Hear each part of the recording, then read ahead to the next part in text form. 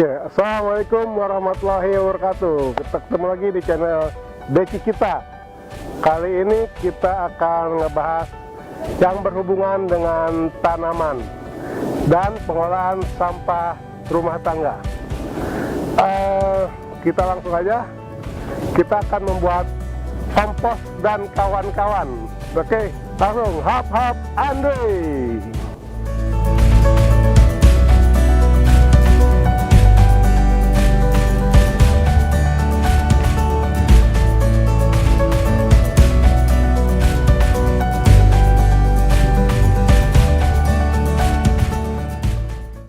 Oke, sekarang kita udah bersama Kang Rijal dari P4M PT ITV ya, Tajur. Sekarang kita mau bikin apa nih, Kang? Kita di sini mau memanfaatkan limbah organik, terutama dari limbah rumah tangga untuk pembuatan mol dan kompos. Mol. Gitu. Mol. Mol itu apa ya? Mol itu mikroorganisme lokal. Gitu. Jadi dia itu semacam bakteri-bakteri yang memang diperlukan untuk pertumbuhan tanaman. Gitu. Nanti bahan-bahannya itu bisa kita dapatkan dari sampah-sampah rumah tangga seperti sampah makanan, sayuran, buah-buahan dan lain-lain.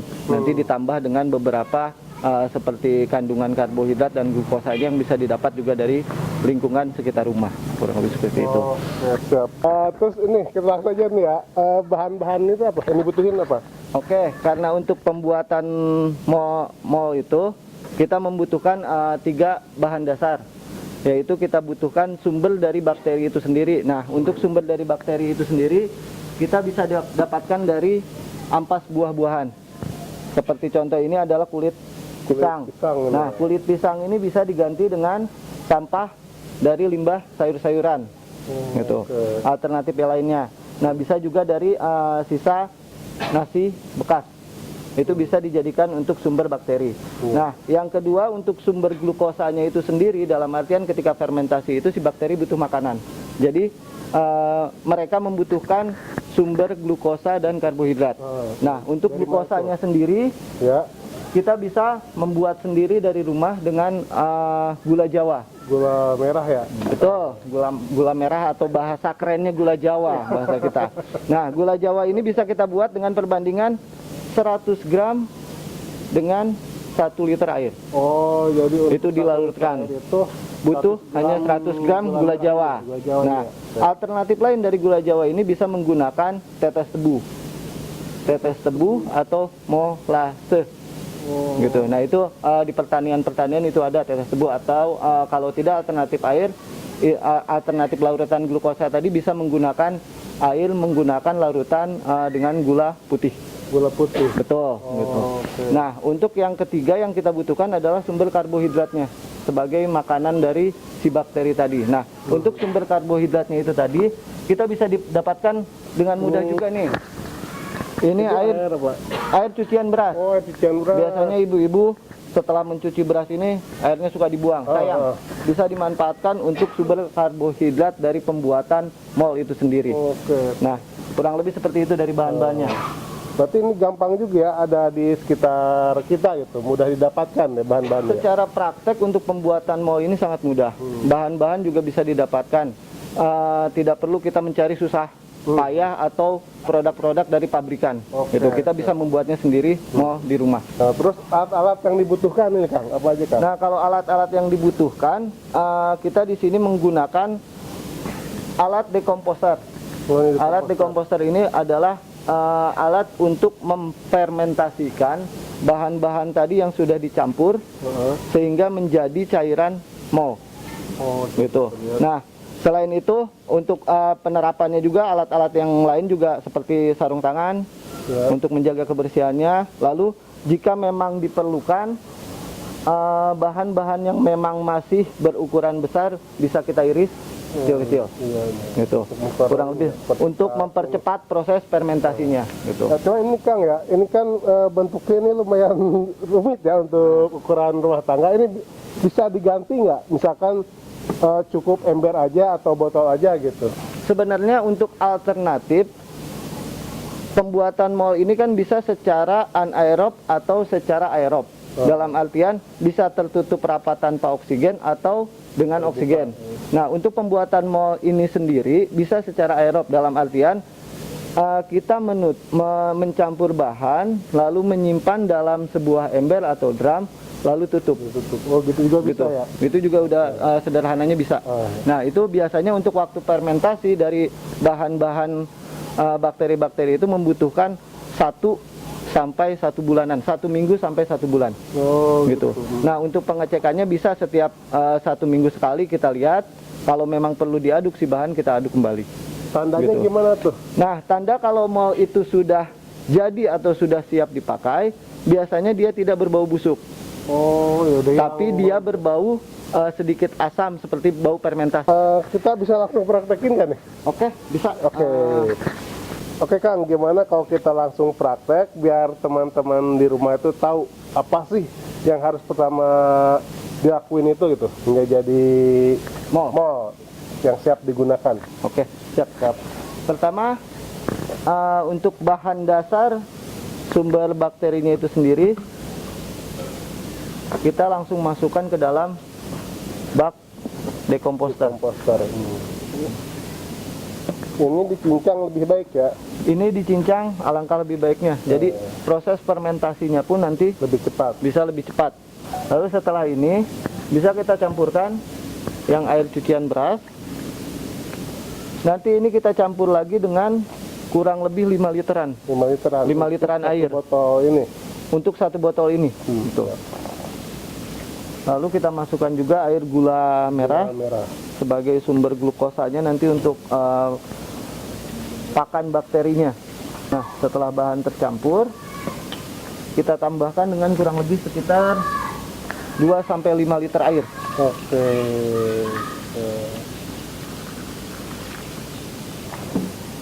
Nah, setelah ini tercampur semua, nah tadi bahan dasar untuk pembuatan sumber bakterinya ini sendiri kan bisa diganti tadi, banyak macamnya.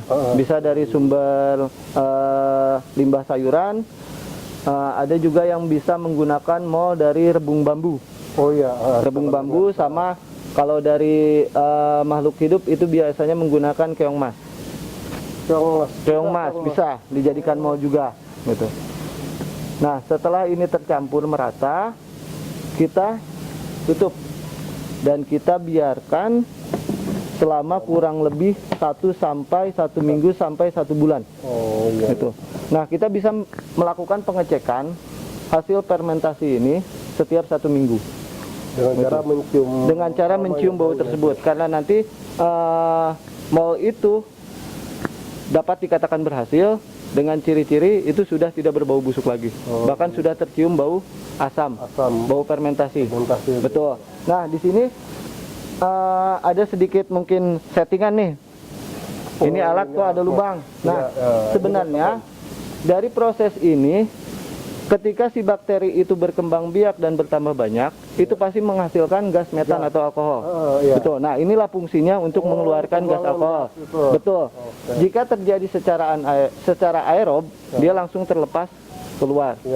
Gitu. Kalau misalnya tertutup anaerob, itu dia harus kita buka. Gitu. Betul. Tiap 1 minggu sekali kita buka, atau alternatif peralatan yang lebih canggih seperti ini. Dia akan keluar sendiri. Ini untuk pelepasan. Betul, pelepasan gas metan dan alkoholnya.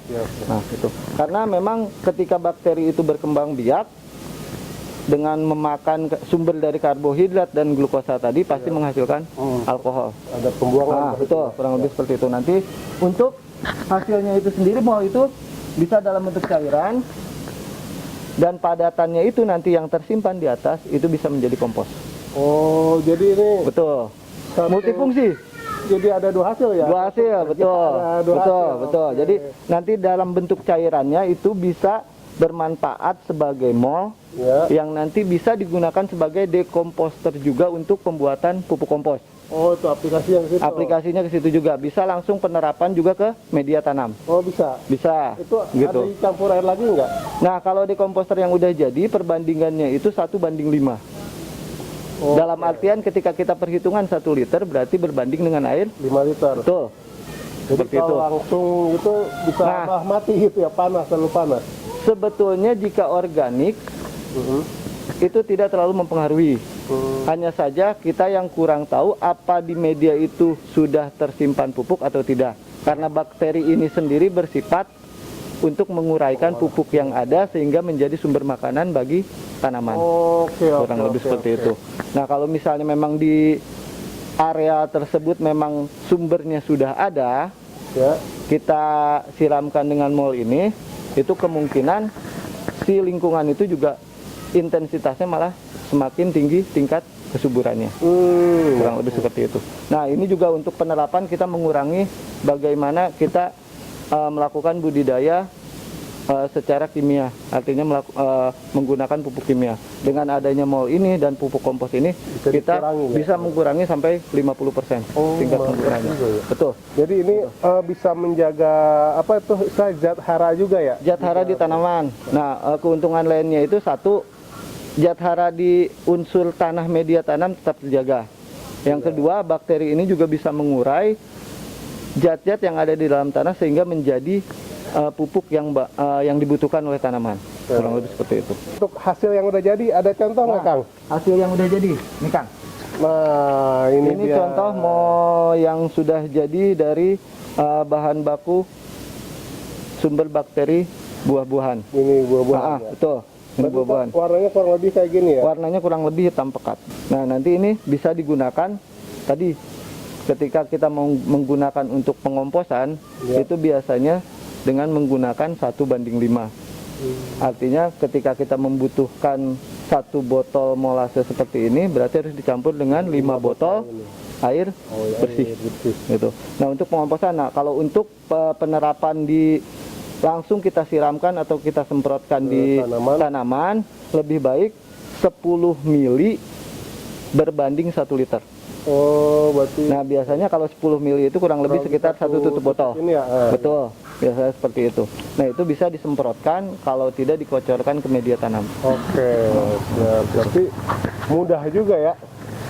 Sebetulnya untuk menyehatkan tanaman kita bisa dapat dari lingkungan. Iya. Itu banyak bahan-bahan yang memang kita bisa olah dan kita bisa manfaatkan untuk kegiatan tanaman-tanaman di sekitar pekarangan rumah kita. Ada lagi nggak, Kang, nih yang mungkin terlewat?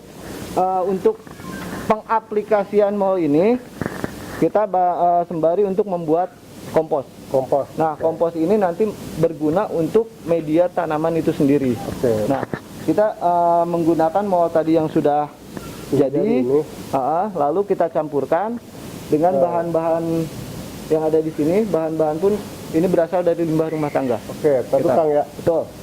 Gini nih, tadi kan kita udah bikin ini nih mall ya. Bisa kan, gampang kan ya, teman-teman pasti bisa bikin ini. Nah, sekarang kita akan bikin kompos ya. Betul.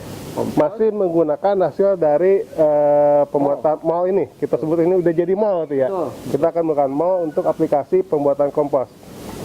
Oke, stay terus ya di channel Deci kita untuk pembuatan kompos dari limbah rumah tangga. Betul.